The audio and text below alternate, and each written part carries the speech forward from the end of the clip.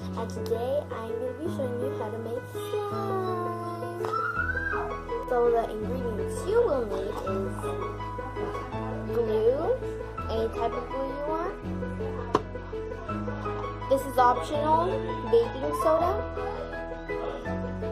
any type of mixing tool, a bowl, any type of bowl you guys want to use, and any activator you guys use for your slime.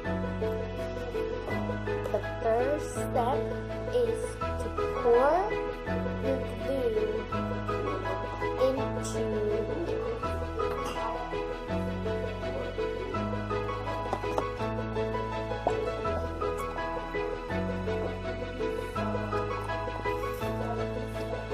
I'll be back when it's all out.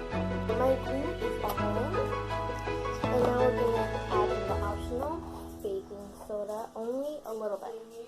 Pour it on your arm, on your hand. See the amount you want. Now that's added to the side. And now you're going to mix it until it dissolves. I'm going to be back when I'm doing that. Mixing it all dissolved. Now we're going to pour in your activator. You're going to pour it by little.